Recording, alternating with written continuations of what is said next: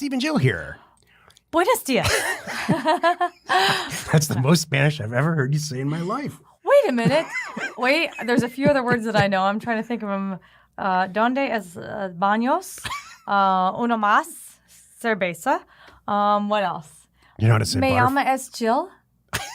What? Do you know how to say butter? Mantequilla. How about butterfly? I don't know that one. Mariposa. Okay. I don't know. This became... Like my butter one? I got that one. Every time we go to Mexico, I can get through it just because of high school Spanish, just with nouns and verbs. Right. And Jill thinks that, there's wizardry going on.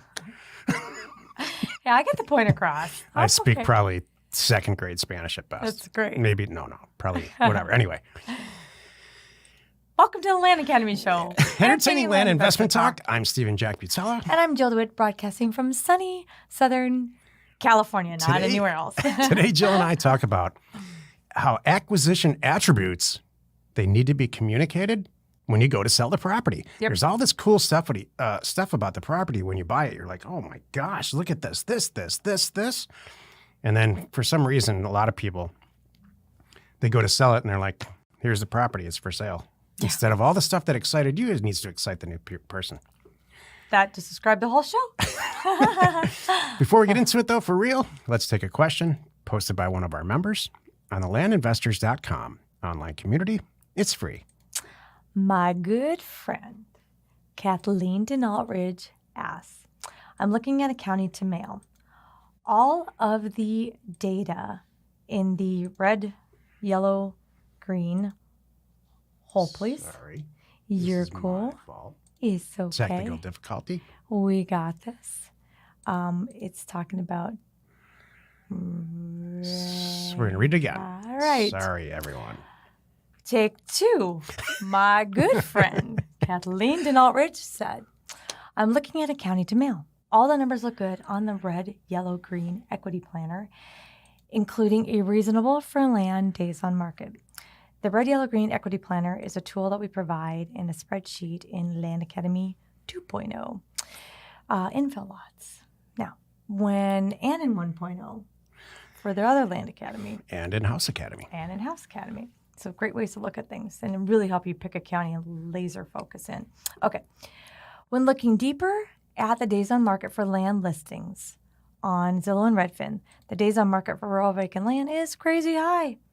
As the equity planner uses the Realtor.com days on market from all residential, including houses, the days on market is not necessarily going to be reflective of the actual days on market for land. Exactly. So remember that for the end. Okay. The days on market reflected in all of this analysis. The whole point to all this is let's get some good data to decide where to send mail. Right. Go ahead, Joe. I understand the questionable validity of the days on market for land, as Steve has indicated. However, when there's such a huge difference between the Realtor days on market and the Zillow Redfin days on market specific to land listings, is it still reasonable to use the Realtor.com data to guide a county choice for rural vacant land? If choosing to mail said county, would you figure out your pricing and then apply a general discount to your pricing to accommodate for this possible discrepancy of days on market? If so, what type of discount? 5, 10, 20%. I love this. So do I. I love solving this. I love the whole way that she's looking at it, going, okay. Me too.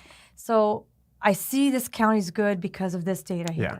Now I see because if I'm doing rural vacant land, it's not going to necessarily sell so fast based on this data here. But overall, this is a good area. I feel it. I know it.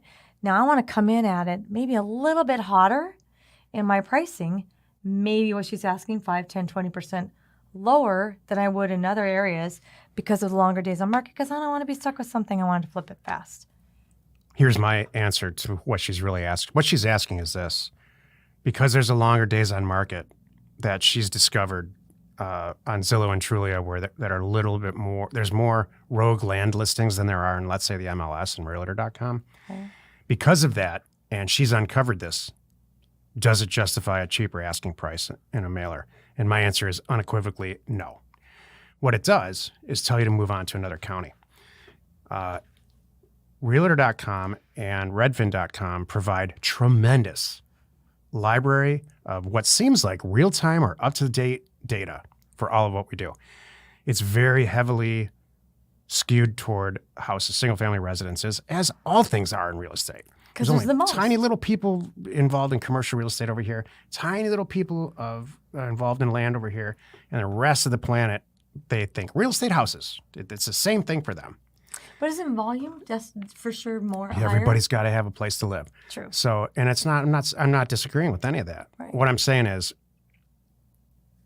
here's the takeaway from all of this, and it's the reason that I really included this question in this type of venue, this show. It's very technical. This is usually the type of stuff we discuss on our Thursday call. When you have this data, this massive amount of data, the days on market for single-family residences in any given market is going to trickle down and or up, depending on how you see it, to land and to commercial. What it's telling you is everybody wants to live there, or the pricing's good. It's a very, very solid indicator in my 30 years of experience. If houses are selling well, days on market's low, everybody's happy, then vacancy rates are going to be low for apartment buildings and office buildings and strip malls. Land is going to be selling quickly because developers want to develop new stuff, and on and on and on. Houses are a direct, not indirect, but direct indicator of what goes on with land and other types of commercial real estate in a local market. And Kathleen, thank you, because it's these kinds of questions. She's a PhD, by the way, in something else. It's these types of questions. You know, I talked to Kathleen. Yeah. I talked to maybe 5 members in my whole life before they started. Oh, okay. Because you weren't around for whatever reason. Okay. I remember I was on a motorcycle trip, and I pulled over in a Taco Bell and had like a 2-hour conversation with her. Cool. And it worked out great because she's 3 years later, she's here. Yep. So, would you chalk this up to taking a step back and testing for reason? Could you even look at it that? At least, you know what? It's obviously tripping her radar. So she did that. She took a step back, and one solution was I offer less. Yeah. Your solution is don't go there. Well, I've always struggled to answer your question. No, I don't think this is a test for reason. I think this is a full blown. Let's look at There's this. a problem. This is a full blown. Let's like really analyze where we're pulling this data and does it work or doesn't it work? Okay. And the answer is it totally works. Okay. And and so if you look at real days on market for land, it's not beautiful. It's very long, but it's also not going to be meaningful because the data set's too small. That's really what's going on. The data set for land parcels that are sold in any given market is going to be so small that it's meaningless. You have to look at a data set that's indicative of the real estate market, not specifically the land market, in my opinion. And I've tested this. Jill's waiting for me to be done. The best way to This stop is one of your hot topics. You're It is. Man. If you keep asking me questions, I'll keep answering them. Okay.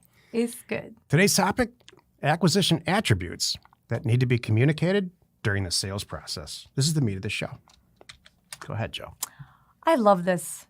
It's just like you described in the beginning. It's what got you excited, and it's funny how we forget this.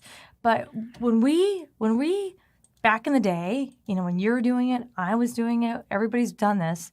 When you're reviewing a property, there's something you go, oh, immediately. Wow, look at this. And we do it right now every week when we do. Would you do this deal with our members? Joe. So every week on Thursdays, part of our show or part of our weekly member call is, would you do this deal? We leave time for people they can put in give us the county and the state and the APN, and we'll look it up and we'll say, all right, what can you get it for? And we look at it with them, and then we look at, comps in the area, what's around, all the things that we need to do to see, would we buy this property, And then we ask other experienced members on the call too, what do you think about this? And it's so much fun. But often when you punch in that information, you're zeroing in on the property and you're looking at it, you're going, oh, there's a moment of wow. And this whole show is about, you got to remember this moment of wow, make some notes, save those images. This is part of your engineering part here because you're spending some time doing your due diligence up front. It excited you. You see the value in it. You see the trees in it. You see what's possible with this property. And this is what you have to convey to your buyer.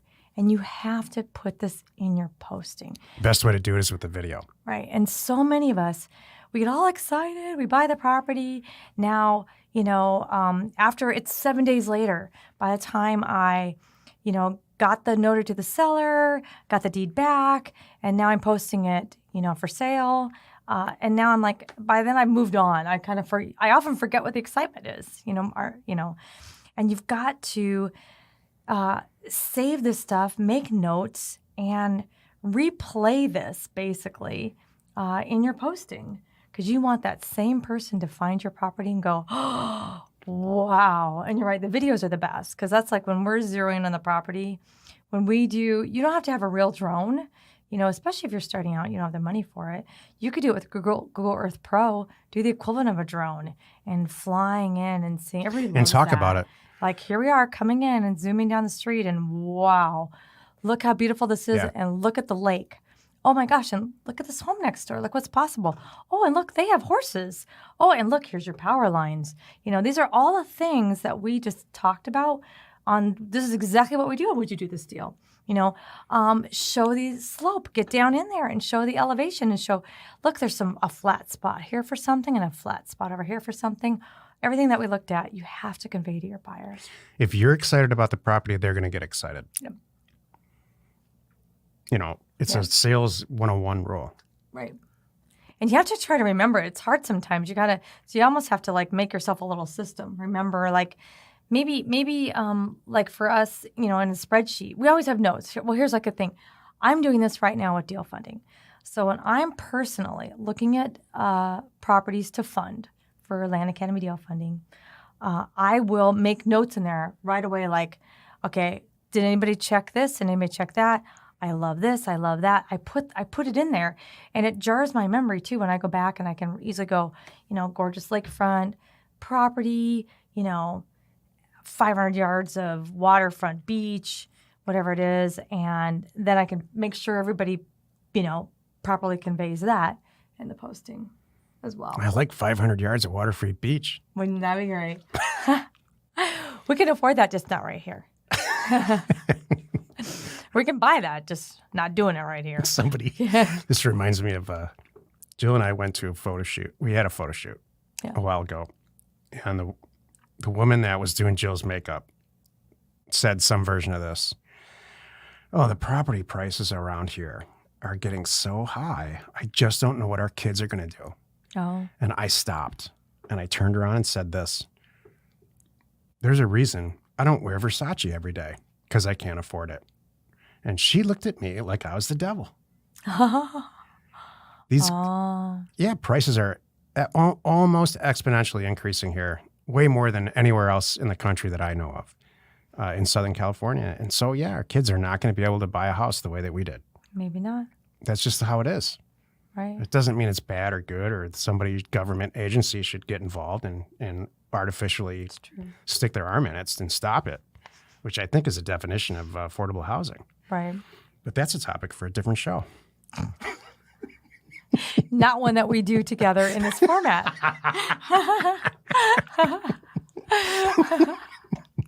Maybe that's in the shower rant. Maybe that's what that is. Speaking of which, you have an ocean view from your shower. We haven't brought that up in a while. I know. But anyway, we have an ocean view from our shower. So, did we cover that? Was that good? You got to convey that. It's really good. You got to get excited about the property you're buying and convey it. The marketing is everything. Marketing is everything in this business. And online, you're going to reach tons and tons of people. It's never been easier to reach people who want to buy real estate from you, and never been cheaper and easier. Man, it's just about free to convey what you're excited about with these properties. I used to do a video back in the day on every single property. Yep. I would fly into it. I would say, this is how you get to it, and take everybody down this little road. This is how close it is to the Grand Canyon, or whatever it's close to. Walmart. Let's go to the Walmart. You fly over to the Walmart. It's real easy in Google Earth Pro, which is free, by the way. Yep. To plot points, and you just click on it. It takes you there, and you talk about it. Love it. Probably, if you go onto YouTube, it'll take it. The learning curve's maybe 10, 20 minutes on the whole thing. Yeah. People loved it. Sold property. One of our members yesterday, we talked to Luke Smith. He's got a whole show. That's all he does. Mm-hmm. He puts a piece of property up on the screen, and he talks about it and flies in and out. Exactly. Well, you've done it again. Spend another 15 or 20 minutes listening to the Land Academy show. Join us next time when Jill and I talk about childhood markers that lead to serial land investing. This is going to be funny. Guess who wrote that description? I know. And we answer your questions posted on our online community at landinvestors.com. It is free. You are not alone in your real estate ambition. Yeah, that's pretty funny. I wonder if we all had them. This will be fun. You and I will talk about them.